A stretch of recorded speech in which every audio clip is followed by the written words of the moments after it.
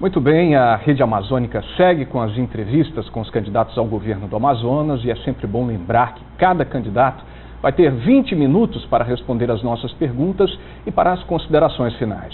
Os candidatos se comprometeram a não usar o tempo das entrevistas para lançar ataques ou ofensas aos seus opositores. E se algum dos candidatos se considerar ofendido, a direção da emissora poderá conceder 1 minuto de direito de resposta neste mesmo telejornal no dia seguinte. A ordem das entrevistas foi definida por sorteio e o terceiro a ser entrevistado é o candidato Wilson Lima. Candidato, bom dia, seja muito bem-vindo ao estúdio do Jornal do Amazonas. Bom dia, Luana. Bom dia, Amaral. Bom dia, meu amigo telespectador. E a partir de agora já começa a contar o tempo da nossa entrevista. Vamos lá. Eu queria começar falando sobre a sua situação nesse campo político, porque o senhor nunca chegou a exercer nenhum cargo público como político. Como é que assegura aos eleitores de que está preparado para assumir o maior cargo político do estado do Amazonas? Luana, eu tenho acompanhado muito de perto o sofrimento do cidadão, a dificuldade, o que ele passa no dia a dia. Hoje você não pode mais ficar na frente da sua porta porque tem medo de ser assaltado. As pessoas estão implorando uma oportunidade, porque o desemprego está crescendo a cada dia. Eu sempre tive muitas reservas com relação à política, mas eu entendi e entendo hoje de forma muito clara que é através da política que a gente pode melhorar alguma coisa. Me cobram tanto uma experiência e eu tenho procurado muito achar esse exemplo de experiência na administração pública do estado do Amazonas. Que experiência é essa? Em 2008, o orçamento do estado era de 6 bilhões de reais. Para esse ano, o orçamento deve fechar em 17 bilhões. O que melhorou na vida do cidadão?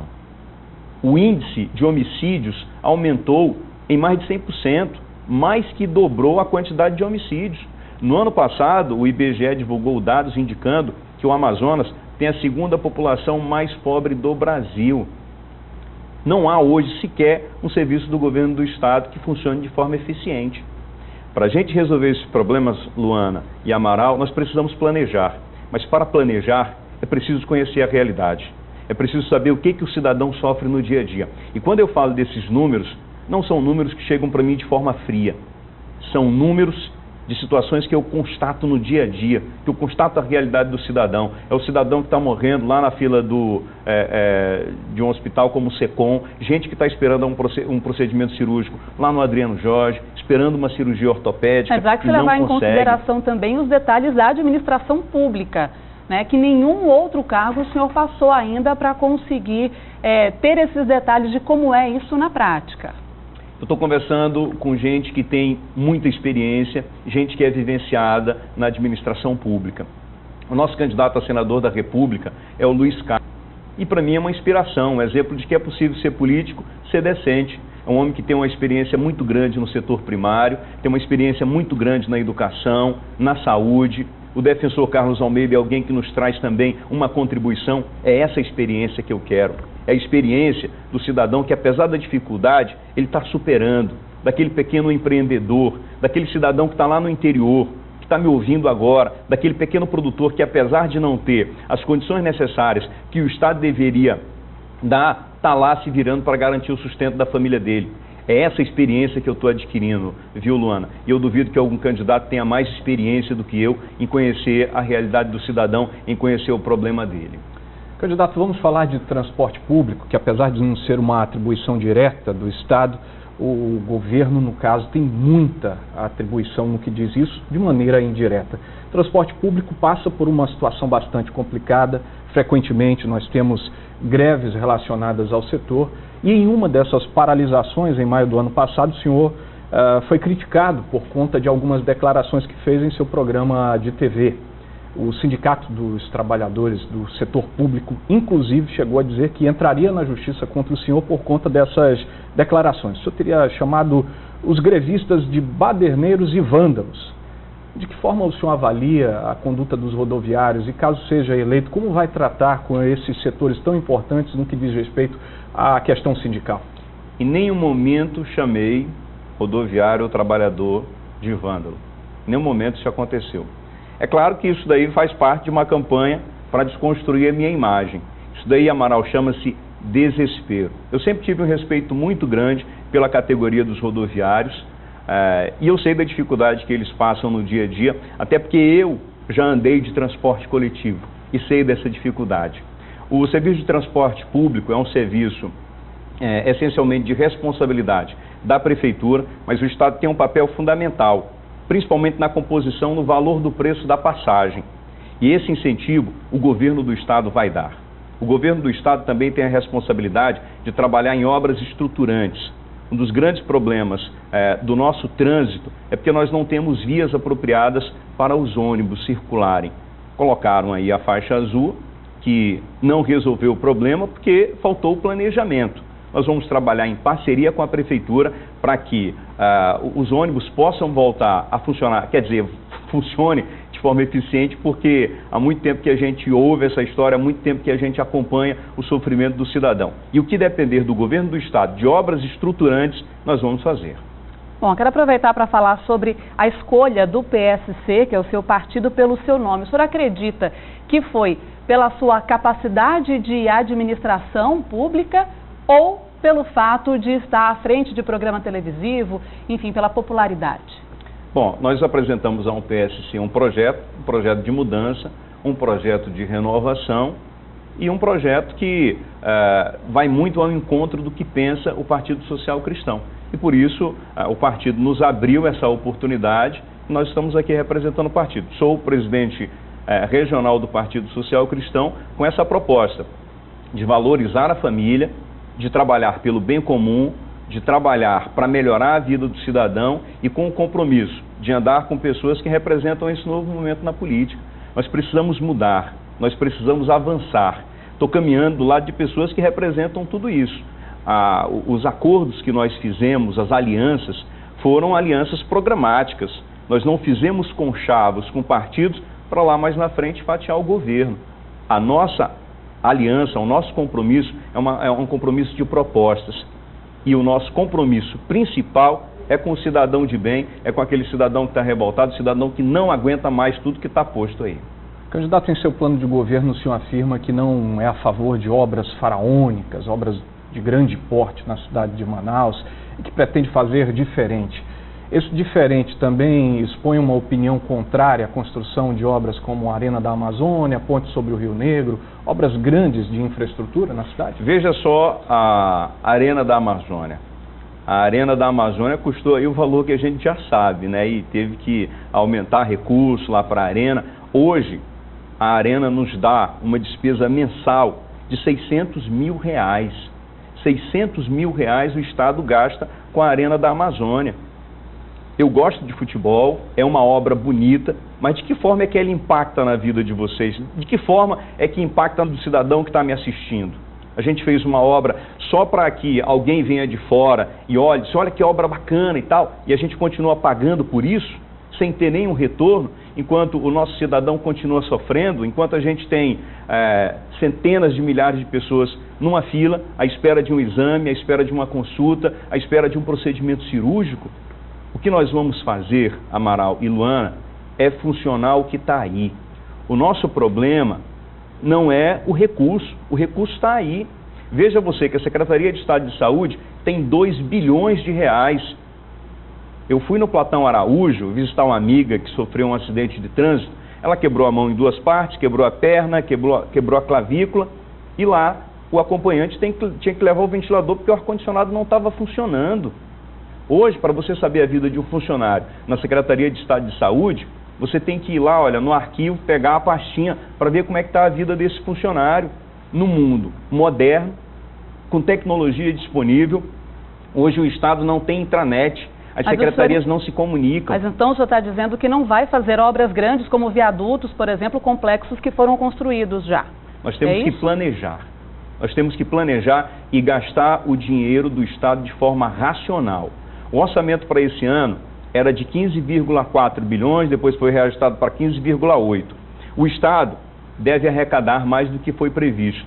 E já estão empenhados 17 bilhões até o final do ano, 17 bilhões de reais. Ou seja, o dinheiro é mal aplicado e não sobra recursos para investimentos. Então a gente tem que investir em situações que são prioritárias. segurança pública, saúde, educação e geração de emprego e renda. A gente precisa fazer com que esses setores caminhem eficientemente. Por falar em geração de renda, no seu plano de governo eu vou até ler como está lá, abre aspas, reorganização do sistema de licitações, de contratações de obras, compras de bens e serviços a fim de priorizar as micro e pequenas empresas, as cooperativas e a mão de obra local, fecha aspas. O senhor pretende fazer algum tipo de alteração na lei de licitação, é isso? Não vou fazer nenhuma alteração, apenas vou fazer cumprir o que está na legislação. A legislação me permite que obras até R$80 mil eu posso destinar para micro e pequenas empresas e também para cooperativas. E isso nós vamos fazer. Nós não precisamos trazer empresas de fora. Nós priorizamos a pequena e microempresa aqui do estado do Amazonas e isso faz com que a renda gere ali na comunidade. Não é atrativo, não é interessante para quem está de fora vir aqui disputar uma licitação de R$80 mil. Ainda se fracionando, se necessário, porque às vezes a gente tem situações em que uma microempresa não consegue atender. Elas conseguem atender no valor de até R$80 mil. A gente tem capacidade para isso. E aí, essa micro e pequena empresa contrata gente que é ali da comunidade, contrata gente aqui de Manaus para executar esse trabalho. E nas grandes obras, nós vamos fazer com que essas empresas assumam o compromisso de contratar estagiários. Dessa forma também a gente vai gerar emprego e renda. Além, claro, dos concursos que vamos promover para as áreas de segurança e saúde. Candidato, o senhor fala em seu plano de governo que pretende, abre aspas, desenvolver ações e serviços para a formação de plateias e de outros hábitos de comportamentos coletivos adequados à fruição estética de produtos culturais. O que o senhor considera como sendo um comportamento coletivo adequado? É a minha pergunta e eu vou além. O senhor não considera a população de Manaus capaz de expressar um comportamento adequado? Falo Manaus, mas também estendo isso ao restante do estado. Expressar um comportamento adequado durante um evento cultural, por exemplo? Não, o que acontece? Hoje Explique melhor isso. Hoje nós temos grandes eventos no estado do Amazonas. E eu acho importante que esses eventos continuem acontecendo. Mas eu entendo que a gente precisa também levar isso para as comunidades, precisamos levar isso para o interior e precisamos levar para aquelas pessoas que não têm a oportunidade de estar participando de um grande evento desse. E que a maneira de comunicar com essas pessoas é uma maneira diferente. Às vezes, tem gente que aprecia a ópera. O fato de você apreciar um baião, apreciar um forró, não significa desmérito a você. São formas diferentes de comunicação. E a nossa ideia é fazer com que todos tenham acesso à cultura. E eu não vejo ferramenta mais forte como a cultura, o esporte e o lazer, para que a gente possa efetivamente combater a questão da violência. O que seria fruição estética? O comportamento das pessoas nesse evento. O senhor acredita, por exemplo, que quem está lá no Jorge Teixeira não tem condições de assistir uma ópera no Teatro Amazonas? Não, eu não estou dizendo isso. O que eu estou querendo dizer é que cada cidadão tem uma maneira diferente de entender e de comunicar. Por exemplo, o jornal que a gente apresenta, que você apresenta aqui, é um jornal de bancada. O programa que eu apresento é um programa de polícia e comunidade. Você dá a notícia de um jeito e eu dou de uma outra forma. Aliás, você já apresentou o programa assim, um programa mais popular. O que a gente tem que entender é que nós precisamos conversar com todos os públicos. É isso. São maneiras diferentes de se comunicar com públicos diferentes. É equidade, é tratar todo mundo de forma igual. Não que a gente vá usar a mesma comunicação. Agora vamos falar sobre segurança, porque muito se comentou sobre essa questão da consultoria com a empresa do ex-prefeito de Nova York, Rudolph Giuliani, que custou 5 milhões de reais. E o que a gente quer saber é, se eleito, o que é que o senhor vai fazer a partir desse levantamento? Vai levar em consideração o que já foi apurado? Vai dar sequência a essa parceria ou não? Luana, tudo que deu certo, tudo que beneficiou o cidadão, nós vamos dar continuidade. Veja você, Prosamin, escola de tempo integral que tem dado resultados muito significativos, o próprio programa Rede de Vizinhos Protegidos, que é um programa que acontece no sul do país e que acontece em alguns bairros da capital, onde aproxima a polícia do cidadão. Nós vamos dar continuidade sim a esses projetos, corrigindo naturalmente as devidas distorções. Nós vamos... Por exemplo? Por exemplo, a escola de tempo integral. Lá no Lago Azul tem uma escola de tempo integral que é militar. Quem mora do lado não tem como estudar na escola. A criança que mora lá não tem como estudar na escola, porque os pais não têm condições de pagar o material. Por exemplo, Prosamin, muitas indenizações não foram feitas de forma justa. Em alguns casos, não há rede de esgoto.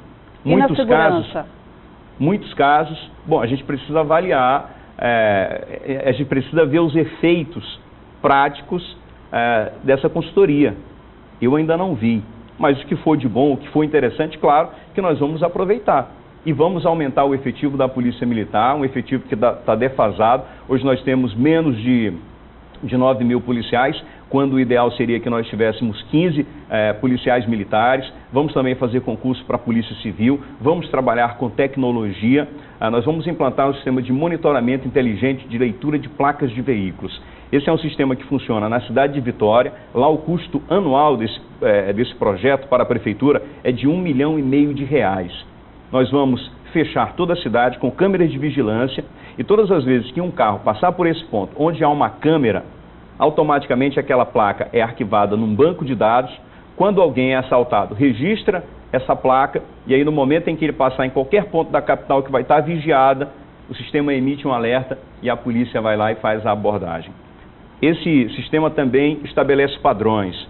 Por exemplo, se acontecer um assalto no Jorge Teixeira, outro na Ponta Negra e outro lá na Redenção, em dias diferentes, mas teve um carro próximo, o sistema estabelece padrões, emite um alerta e aí você vai fechando o cerco contra os suspeitos desse crime.